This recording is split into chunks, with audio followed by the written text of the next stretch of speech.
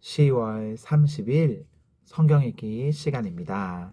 우리 오늘은 누가복음 19장에서 20장, 누가복음 19장에서 20장에 있는 말씀을 읽겠습니다. 19장. 예수께서 여리고에 들어가 지나가고 계셨다. 삭개오라고 하는 사람이 거기에 있었다. 그는 세관장이고 부자였다. 삭개오는 예수가 어떤 사람인지를 보려고 애썼으나 무리에게 가려서 예수를 볼 수 없었다. 그가 키가 작기 때문이었다. 그래서 그는 예수를 보려고 앞서 달려가서 뽕나무에 올라갔다. 예수께서 거기를 지나가실 것이기 때문이었다. 예수께서 그곳에 이르러서 쳐다보시고 그에게 말씀하셨다. 삭개오야, 어서 내려오너라. 오늘은 내가 내 집에서 묵어야 하겠다. 그러자 삭개오는 얼른 내려와서 기뻐하면서 예수를 모셔드렸다. 그런데 사람들이 이것을 보고서 모두 수근거리며 말하였다. 그가 죄인의 집에 묵으려고 들어갔다. 삭개오가 일어서서 주님께 말하였다. 주님, 보십시오. 내 소유의 절반을 가난한 사람들에게 주겠습니다. 또 내가 누구에게서 강제로 빼앗은 것이 있으면 4배로 하여 갚아 주겠습니다. 예수께서 그에게 말씀하셨다. 오늘 구원이 이 집에 이르렀다. 이 사람도 아브라함의 자손이다. 인자는 잃은 것을 찾아 구원하러 왔다. 그들이 이 말을 듣고 있을 때에 예수께서 덧붙여서 비유를 하나 말씀하셨다.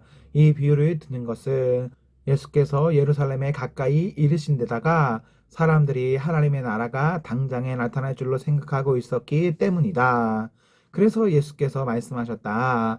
귀족 출신의 어떤 사람이 왕위를 받아가지고 돌아오려고 먼 나라로 길을 떠날 때에 자기 종 10사람을 불러다가 10문화를 주고서는 내가 올 때까지 이것으로 장사를 하여라 하고 말하였다. 그런데 그의 시민들은 그를 미워함으로 그 나라로 사절을 뒤따라 보내서 우리는 이 사람이 우리의 왕이 되는 것을 원하지 않습니다 하고 말하게 하였다. 그러나 그 귀족은 왕위를 받아가지고 돌아와서 은하에 맡긴 종들을 불러오게 하여 각각 얼마나 벌었는지를 알아보고자 하였다. 첫째 종이 와서 말하였다. 주인님, 나는 주인의 한 문화로 10문화를 벌었습니다.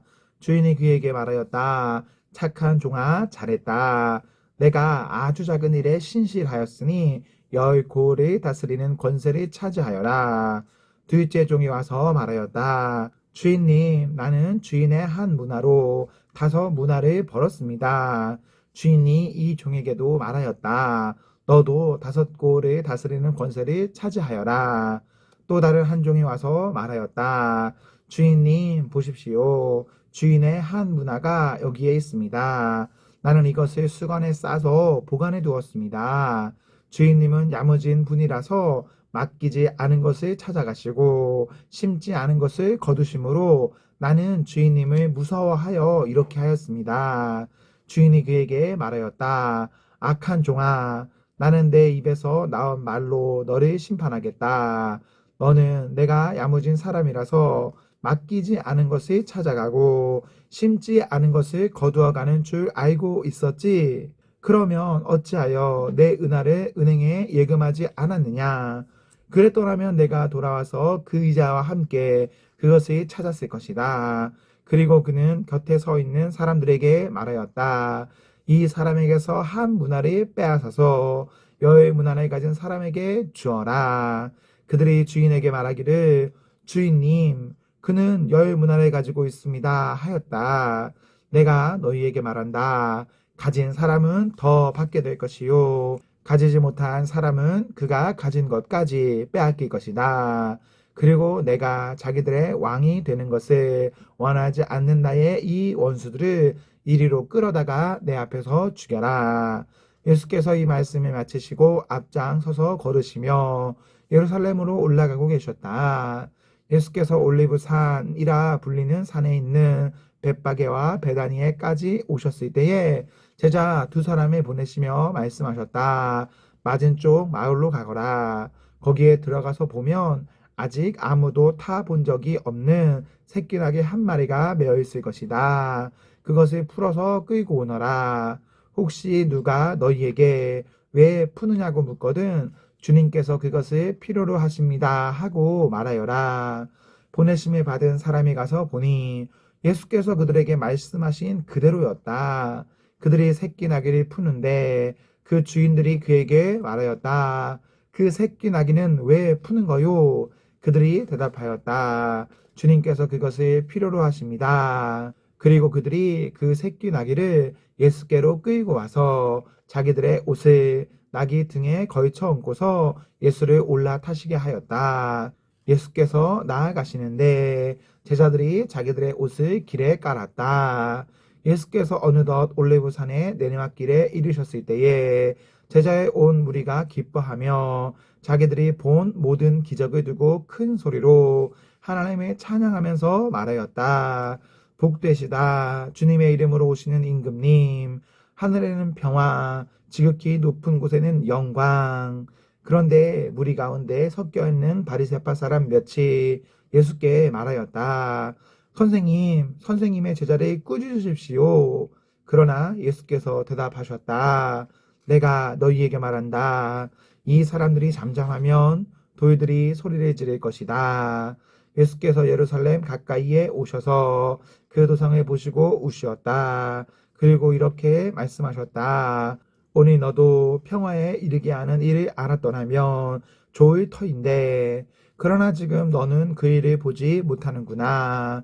그날이 너희에게 닥치리니 너의 원수들이 토상을 쌓고 너희를 애워싸고 너희 사면에서 죄어들어서 너와 내 안에 있는 내 자녀들을 짓밟고 내 안에 돌 한 개도 다른 돌 위에 얹혀 있지 못하게 할 것이다.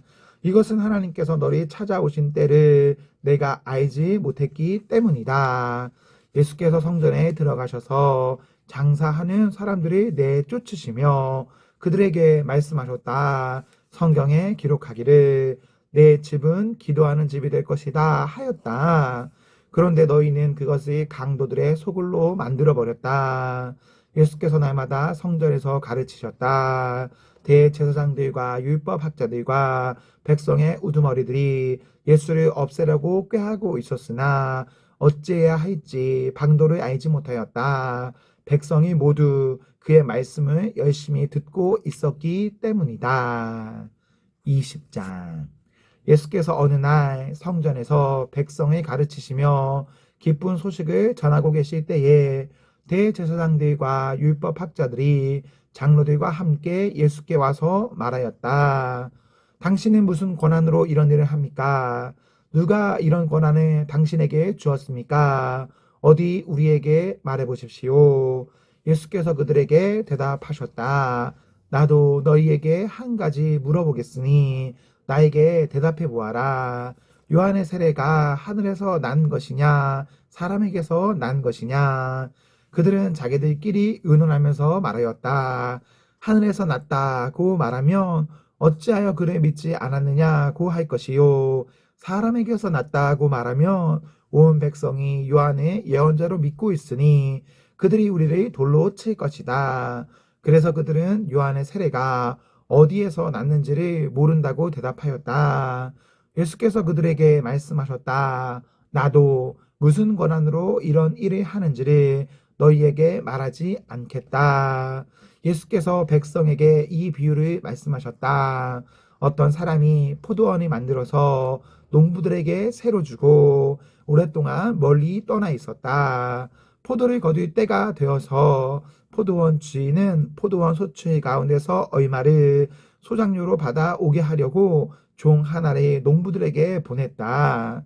그런데 농부들은 그 종을 때리고 빈손으로 돌려보냈다. 주인은 다른 종을 보냈다.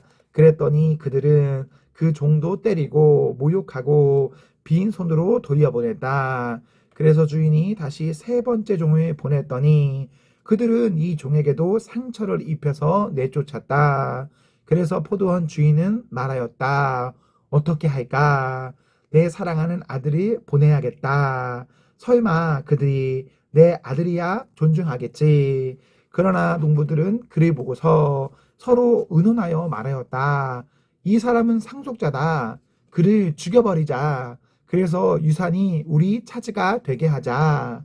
그리하여 그들은 주인의 아들을 포도원 바깥으로 내쫓아서 죽였다. 그러니 포도원 주인이 그들을 어떻게 하겠느냐? 주인은 와서 그들을 죽이고 포도원의 다른 사람들에게 줄 것이다.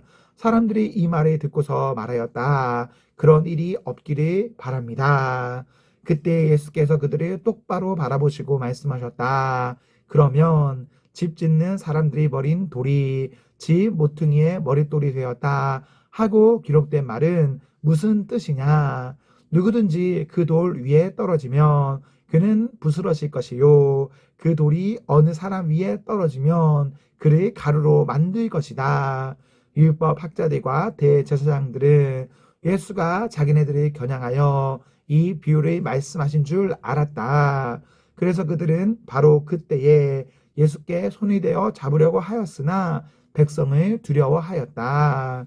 그리하여 그들은 기회를 엿보다가 정탐 꾼들을 보내서 이들이 거짓으로 의로운 사람들인 채 행세하면서 예수께로 접근하게 하여 그의 말씀을 책잡게 하였다. 그렇게 해서 그들은 예수를 총독의 치리권과 사법권에 넘겨주려고 하였다. 그들은 예수께 이렇게 물었다. 선생님, 우리는 선생님이 바르게 말씀하시고 가르치시고 또 사람의 겉 모양으로 가리지 않으시고 하나님의 길을 참되게 가르치고 계시는 줄 압니다. 우리가 황제에게 세금을 바치는 것이 옳습니까? 옳지 않습니까?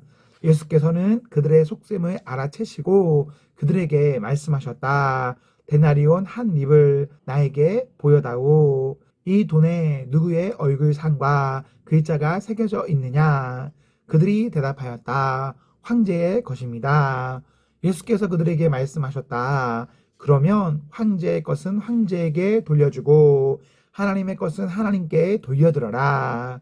그들은 백성 앞에서 예수의 말씀을 책잡지 못하고 그의 답변에 놀라서 입을 다물었다. 부활이 없다고 주장하는 사두개파 사람 가운데 몇 사람이 다가와서 예수께 물었다. 선생님, 모세가 우리에게 써주기를 어떤 사람의 형이 자식이 없이 아내를 남겨두고 죽으면 그 동생이 그 형수를 맞아들여서 뒤를 이을 아들을 자기 형에게 세워주어야 한다 하였습니다.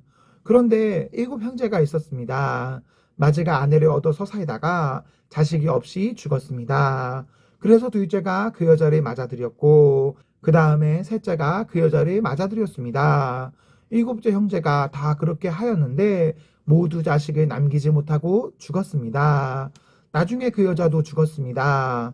그러니 부활 때에 그 여자는 그들 가운데서 누구의 아내가 되겠습니까?